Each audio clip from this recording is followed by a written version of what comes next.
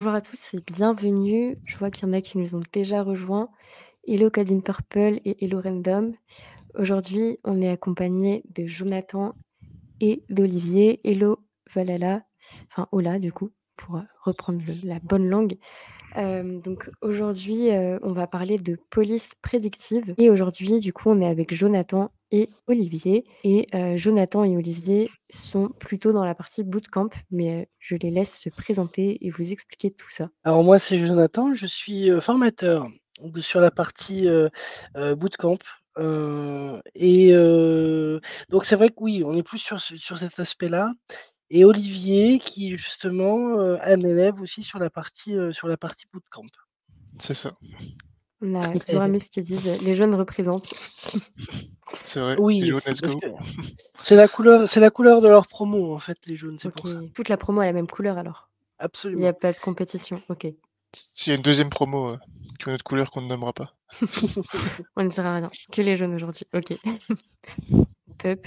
On vous a demandé du coup sur Discord, si vous connaissiez la police prédictive et si ça vous faisait plutôt peur ou si c'était plutôt quelque chose qui trouviez bien. 58 des élèves en avaient jamais entendu parler, donc on espère que ça va changer après ces 30 minutes. On avait 17 d'élèves qui trouvaient ça bien, contre 8 qui trouvaient que c'était une technologie risquée. Pour parler de police prédictive, j'ai regardé un petit peu les articles, qu'il y avait en ligne. Notamment, un dossier de Uzbek Erika qui était en 2 parties, qui était assez intéressant. Je vous conseille vraiment d'aller le lire si vous avez, du temps et là, le sujet, c'est plus comment les algorithmes peuvent devancer justement les délinquants, donc vraiment sur la partie algorithme, mais un algorithme, il est nourri par des données. Donc on apprend que, en fait, c'est quelque chose qui a toujours plus ou moins existé puisque la police française, elle a plein de données sur les criminels, sur les crimes et cetera et l'idée, c'est un peu de stocker les données pour après pouvoir les analyser et dire, 9 fois sur 10, quand il y a un crime, il s'est passé ça avant. Donc si on a un fichier qui regroupe toutes les données et qu'on a les «bonnes données» entre guillemets qui s'alignent, on va pouvoir dire: «OK, ben, là, peut-être qu'il y a, potentiellement un crime qui va se produire» et donc on prédit un petit peu justement les comportements. C'est pour ça qu'on appelle ça de la police prédictive. Jonathan, est-ce que, tu connaissais ce terme avant de devenir formateur? Enfin, est-ce que c'est quelque chose que en data qui est quand même assez commun ou c'est un peu quelque chose de niche? Non, mais enfin, l'aspect prédictif, c'est quelque chose qui est commun, qu'on fait justement, enfin, je veux dire même les élèves justement en data analyst, là, ils font du machine learning. D'ailleurs, ils sont dessus en ce moment là, donc ça c'est une C'est autre paire vrai. de manches et non et c'est vrai que c'est bon, c'est un aspect qui est connu, c'est-à-dire qu'utiliser justement le machine learning pour arriver à faire des prédictions, c'est pas quelque chose qui c'est que le fait que ça s'étende, on va dire, dans des domaines comme, la police, c'est pas étonnant. Après, c'est sûr que l'utilisation va quand même susciter quelques questions et parce que c'est vrai que bon, tu disais, on parlait des données, le fait que l'exploitation des données par la police, elle est pas nouvelle. Je veux dire, ça fait des décennies, voire peut-être même des siècles qu'on accumule tout un tas de données, on accumule le maximum d'informations pour pouvoir mener, notamment une enquête, pour pouvoir, aller jusqu'au bout. Je sais que chaque information peut avoir son importance. Là, c'est vrai que, c'est l'aspect prédictif, j'ai l'impression qui est vraiment nouveau. C'est-à-dire qu'avant, on était plus dans l'analyse, de toute façon, on n'avait que ces outils-là et maintenant qu'on a, la possibilité de pouvoir donc utiliser par exemple du machine learning en intelligence artificielle pour, prédire, donc pour arriver à ce que la machine, à partir des données capte quelque chose pour pouvoir après essayer de l'étendre à des données un peu extérieures et c'est vrai que ça c'est nouveau et donc c'est vrai qu'il y a plein de sujets, il y a plein de sous-sujets à l'intérieur de cette police prédictive-là, parce que tout dépend ce qu'on y met et ce qu'on veut englober en fait dans ce terme-là. C'est vrai que dit comme ça fait un petit peu, science-fiction presque. Ouais, On peut complètement. prédire si quelqu'un va faire un crime, ça paraît quand même, très, très dur, quoi. Oui, alors c'est vrai que c'est les moi je me souviens du film, avec Tom Cruise, Minority Report, donc là, il se base sur des personnes, qui arrivent, voir l'avenir.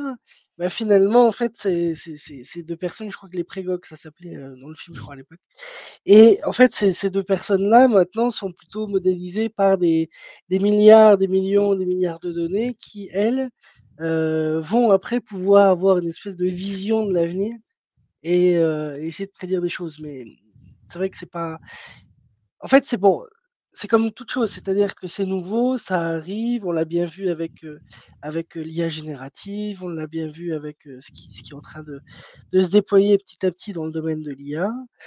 Hem, disons que sur le papier, ça peut être, hyper prometteur, ça peut être ça peut être bien en fait en termes de fonctionnalité, mais dans la réalité, si on regarde les choses un peu plus en détail, oui, voilà, bah, il y a plusieurs choses en fait dans là, je vois aussi les commentaires en même temps. Mmh. C'est vrai que le problème, c'est que la modélisation, la collecte des données, la modélisation et la prédiction, bah, finalement, on arrive après à des biais, on arrive à des tromperies, finalement qui après qui vont s'ajouter dans le modèle et c'est là où ça va commencer à poser des sérieux problèmes.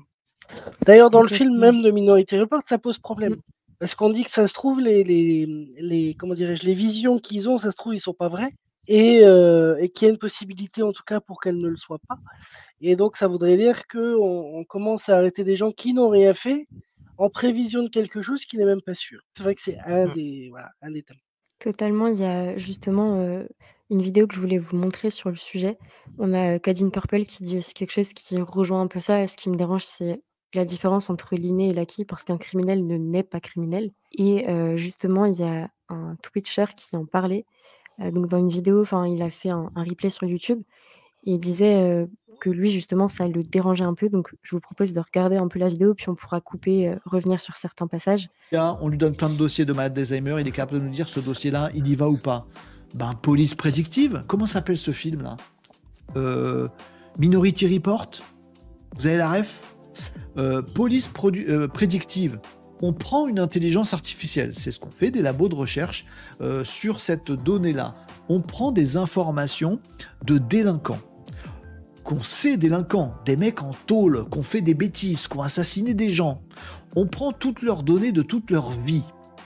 Mais déjà là, je me permets de couper à ce passage. Quand on dit: «On prend les données de toute la vie», on parle de quelles données, en fait? Parce que du coup, ça va prendre, les études, ça va prendre, l'âge, j'imagine, le sexe de la personne, le milieu d'où elle vient et cetera. Mais c'est quand même des données qui sont pas hyper confidentielles. Enfin, je sais pas si on a le droit au niveau RGPD, par exemple, d'utiliser ces données. Est-ce que, vous en savez un peu plus, Jonathan ou Olivier, là-dessus?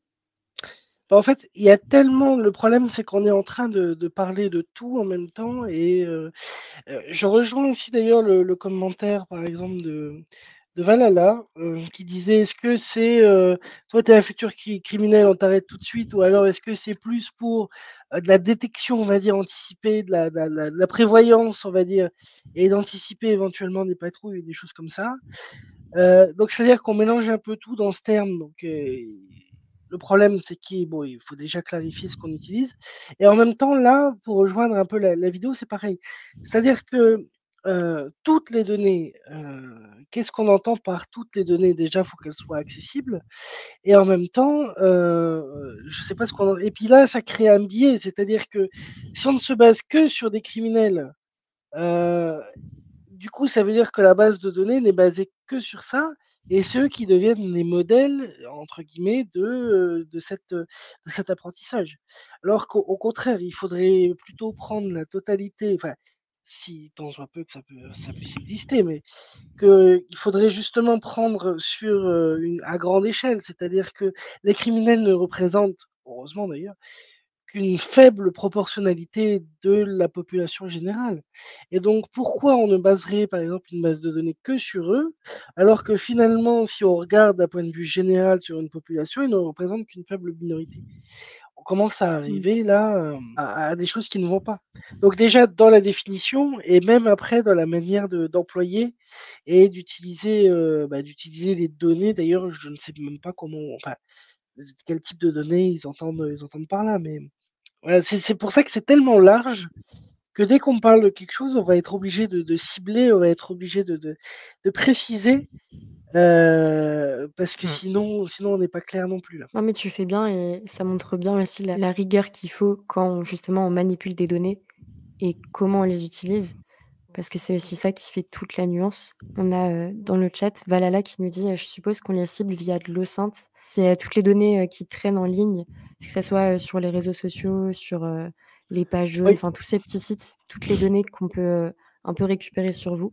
Je sais pas s'ils utilisent que ça, le modèle est pas très clair. Je sais même pas s'il y a un modèle, en fait, qui a été rendu public pour, la police prédictive, parce qu'après c'est un peu la porte ouverte, tout le monde pourrait l'utiliser donc bah, en fait, avant de se baser bon après sur l'algo en tant que tel, une fois éventuellement on sait ce qu'on voudrait imaginer prédire, on voudrait par exemple une zone, on voudrait prédire une zone de danger, on voudrait prédire une date de danger, on pourrait prédire une personne de danger, donc ça peut se faire après très bien en data science. Mais c'est vrai que la collecte des données, ça voudrait dire quoi? Ça voudrait dire qu'on met, toute sa scolarité, tout ce qui a été fait, la vie personnelle à l'intérieur de tel je sais même pas comment Mmh. c'est possible.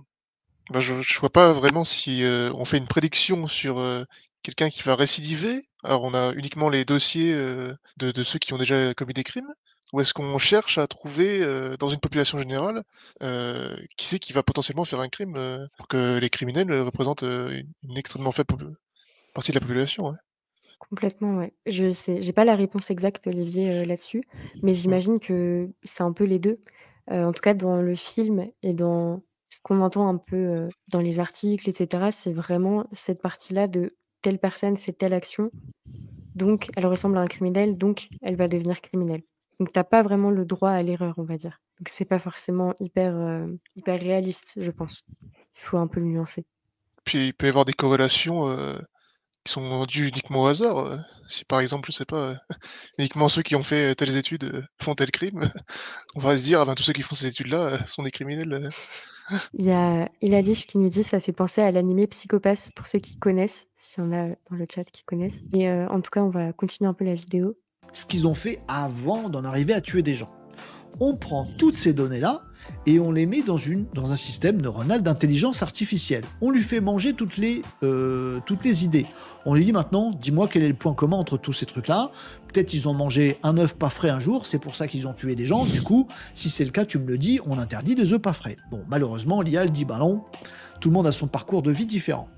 Niveau d'après, je prends cette IA alimentée par tous les criminels de la planète et je prends le dossier de Renault et je donne ce dossier de Renault qui a tué personne, jusqu'à présent, je le donne à cette IA prédictive de crime, et je dis, ben, analyse ce dossier de Renault, voilà son parcours de vie, et dis-moi s'il y a des risques qu'un jour il tue quelqu'un.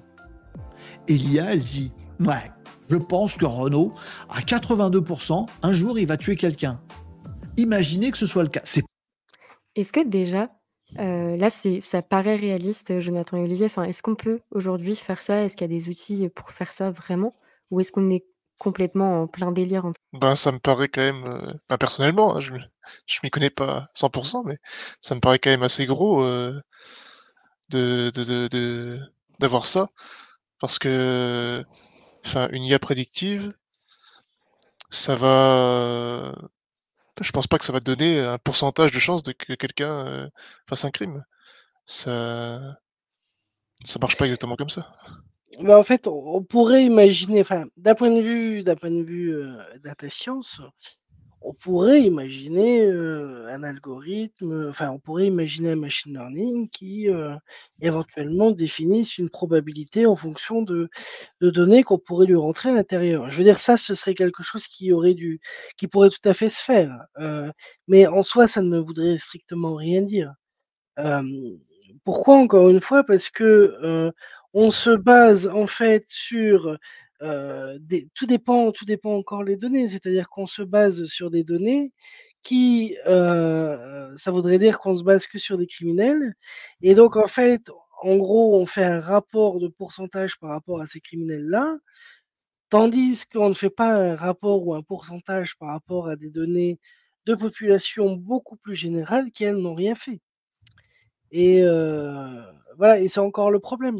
C'est Mmh. tout dépend du référentiel, tout dépend par rapport à quoi on se base et c'est ça le souci aussi. C'est-à-dire que dans ce cas-là, pour que ce soit entre guillemets «bien que» bon c'est quand même pas parce que il y a aussi le problème, c'est que c'est pas parce qu'on a 99 de chance que quelqu'un, j'en sais rien, admettons, je sais même pas comment on pourrait comptabiliser ces pourcentages-là, mais c'est pas parce que quelqu'un aurait 99 de chance de devenir un criminel qu'il le deviendrait.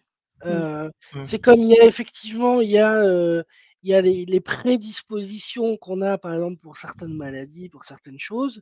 Il y a effectivement l'environnement, mais il y a aussi le facteur aléatoire et hem et de quel droit on pourrait, simplement juste sur, une probabilité calculée de manière un peu hasardeuse comme ça, juger sur l'impact de quelqu'un alors que, finalement c'est complètement faux. Enfin, c'est pour ça. On est sur quelque chose ici qui est possible, c'est-à-dire qu'on peut faire tourner des on peut faire tourner des machine learning pour arriver à des prédictions, mais les prédictions ne voudraient strictement rien dire. C'est hyper complet. Enfin, c'est intéressant de le remettre justement dans le bon contexte. Parce que c'est vrai que quand on voit ça, ça fait un peu peur et on laisse tellement de données en ligne aujourd'hui qu'on se dit: «Bah, finalement, si demain on veut essayer de récupérer les données de tout le monde», alors il y en a qui font attention, qui sont forts et cetera, qui ont aucune donnée sur eux sur internet, mais potentiellement, on peut se nourrir de beaucoup de données en ligne, un peu à notre insu. On a Valhalla justement qui dit: «On peut imaginer qu'en fait les personnes, elles vont pas être arrêtées, mais juste, flaguer pour une surveillance plus proche. Ça, c'est certainement Mmh. possible. Enfin, je pense que c'est peut-être en place, je sais pas si vous en savez plus, Jonathan et Olivier, mais tout ce qui va être, alerte attentat et cetera, enfin, j'imagine que c'est pas des modérateurs qui passent la journée sur les réseaux à «guetter» entre guillemets les alertes ou, les fausses, mises en alerte, mais qu'il y a, ouais, des algorithmes, des choses qui sont mises en place justement pour, évaluer ces risques en temps réel partout. Et oui, non, mais après, de quel droit on surveillerait telle ou telle personne? C'est-à-dire qu'on arriverait après, comme dans d'autres pays, justement, à compter des points, sur ce qu'on est en train de faire, sur ce qu'on aurait le droit de faire ou de ne pas faire. Et heu et encore une fois, pourquoi une personne qui, parce qu'on l'a bien vu, enfin, je veux dire, il y a des grands criminels qui, juste avant d'arriver à l'acte ou à disparaître ne posaient pas forcément plus de soupçons que ça. Alors qu'il y en a d'autres qui vont être dans des milieux, par exemple, qui vont être peut-être plus défavorisés, donc qui vont avoir des tendances, ou des comment dire? Des tentations ou d'être dans un environnement un peu plus sombre et qui vont pas forcément, après, qui vont pouvoir s'en sortir et qui vont ne pas forcément tomber dans, tel ou tel travers. C'est pour ça que, après là, on touche à la question directe de la liberté fondamentale Mmh. et c'est la vraie question parce que c'est vrai que justement ce que tu dis, le fait enfin, là je vois la prédiction, oui voilà, la prédiction n'aurait aucun sens et pourquoi on surveillerait telle personne plutôt qu'une autre alors que, Mmh.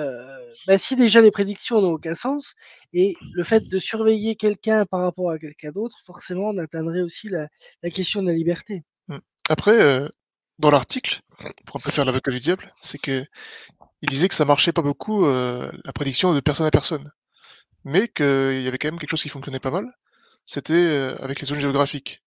Donc on prend pas réellement les données d'une personne, on n'a pas vraiment son nom, son prénom, mais on a une donnée générale et on peut définir que, le crime va se faire, dans telle zone, géographique, par exemple. Complètement, ouais, il y avait un peu cette granularité par, zone géographique et comme tu le dis, c'est vrai que c'est peut-être plus simple pour, bah, tirer des prédictions qui soient pas non plus enfin, en soi, il y a quand même un problème éthique et même dans le chat, tout le monde, en parle.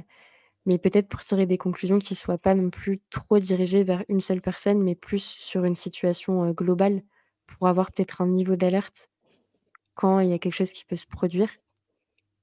Il y a Moonlo qui nous disait aussi: «Il faut faire attention parce que, bah, les criminels vont cacher leurs données et potentiellement ça peut aussi fausser les résultats de la machine». Donc, encore une fois, c'est toujours ce problème-là des données qu'on va mettre dedans, enfin à quel point elles sont fiables et comment on les interprète derrière. Et on a, ouais, Code in Purple qui nous dit là, ça part plus dans la cybersécurité. C'est vrai que c'est un sujet qui est un peu, entre 2 quand même. Bah, les 2 sont liés Mmh. aussi, hein. C'est très lié, ouais. Je veux dire si on a de plus en plus de données, il faut aussi savoir les sécuriser.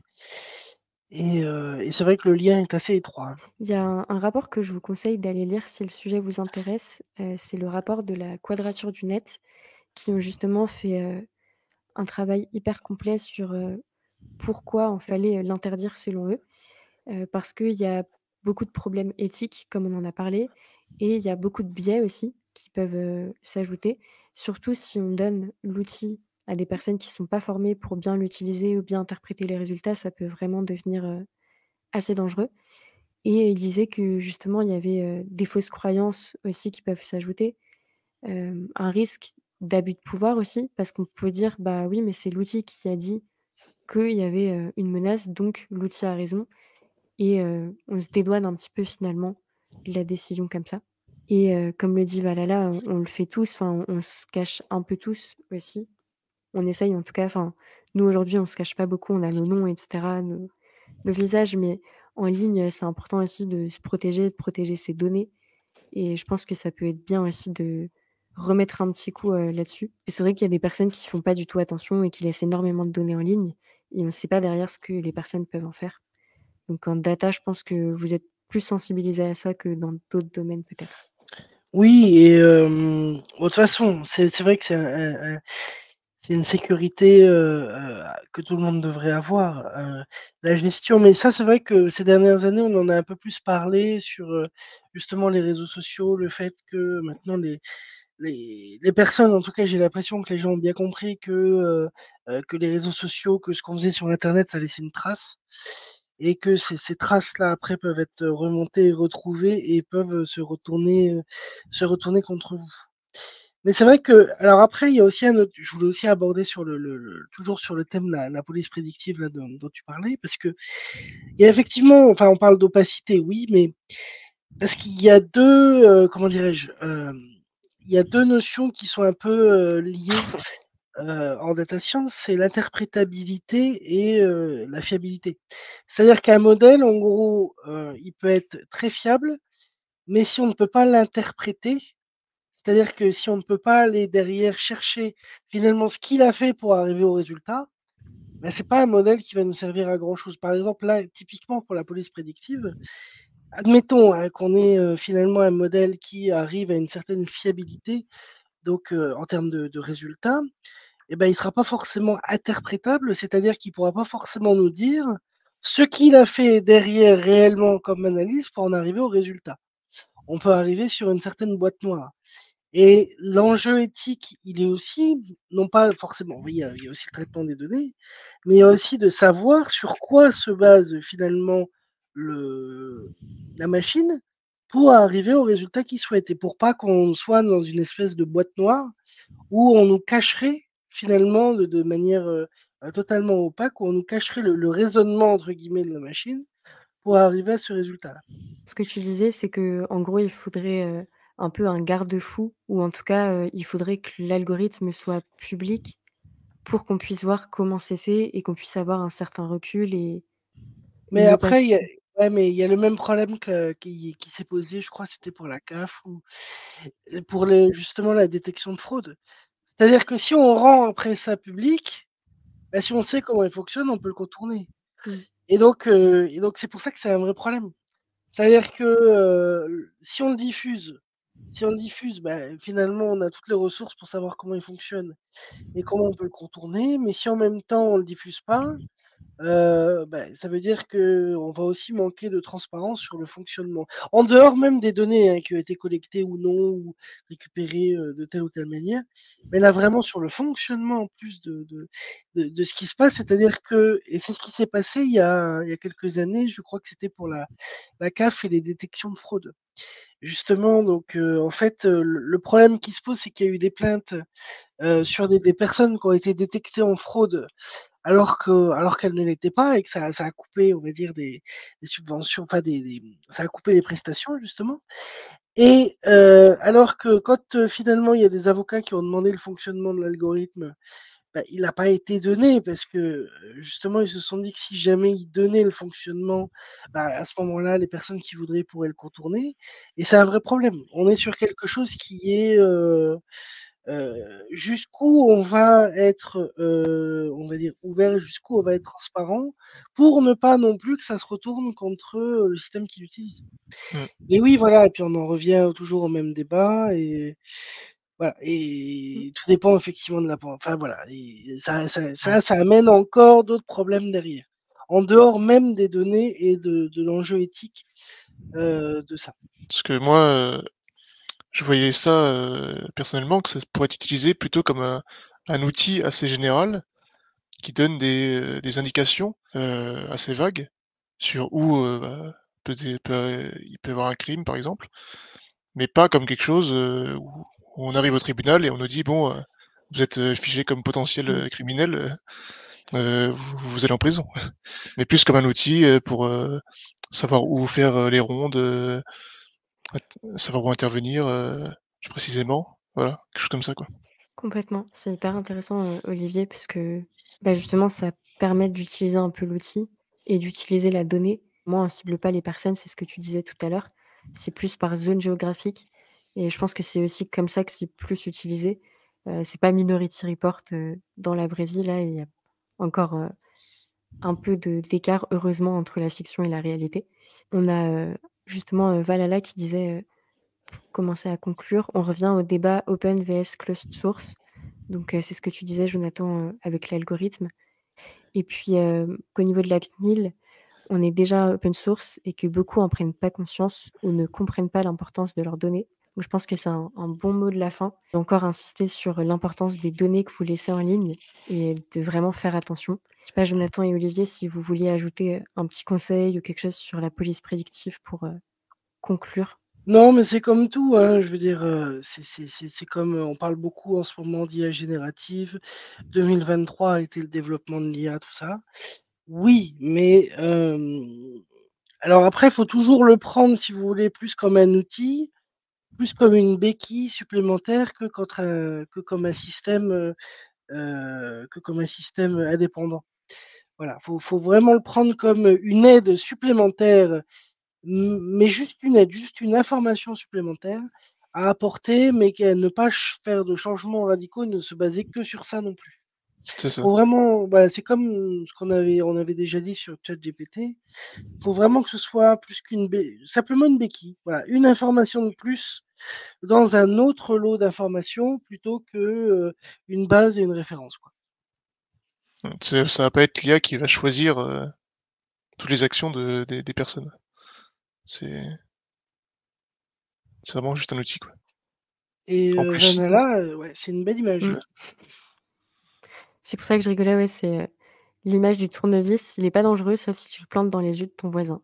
Là, Ouais, c'est vrai que ça c'est ça. devient un peu moins sympa, C'est mais ça. c'est une bonne image en tout cas. On a, Royaliste qui nous dit, «Sympa comme sujet». Hésitez pas à nous proposer des sujets pour les prochains streams d'ailleurs, si vous avez des idées. On a Coding qui nous dit, «C'est Black Mirror» et le débat est bien trop court, c'est sûr qu'il y aurait énormément de choses à dire. Mais en tout cas, ce sera tout pour aujourd'hui. J'espère que ça vous a un peu plus éclairé sur, la police prédictive, que ça vous a peut-être rassuré aussi parce que c'est vrai qu'on a beaucoup parlé du fonctionnement, des débats, éthiques que ça peut poser. Mais aujourd'hui, c'est pas une pratique qui est commune, généralisée ou qui est même, utilisée, officiellement. Arrêtez-moi si je dis des bêtises, mais qui est, utilisée officiellement, en France. Même si voilà, il y a quelques outils en interne qui doivent exister pour, évidemment, avoir des alertes, et cetera. En fait, là, Valhalla c'est qui dit utilisé. rassurer, pas vraiment, mais Ouais. À l'heure actuelle, parce que j'avais entendu il y a quelques jours justement un policier qui témoignait sur ça. Il y a des outils pour l'instant d'aide à l'enquête avec intelligence artificielle, mais ça reste justement que des tournevis.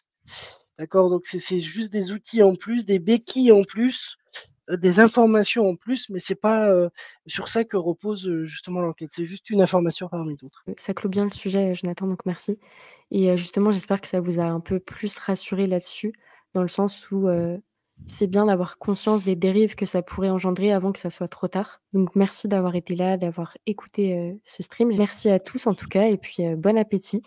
Merci Jonathan et Olivier et à bientôt. Merci. Bah, merci beaucoup. Au revoir.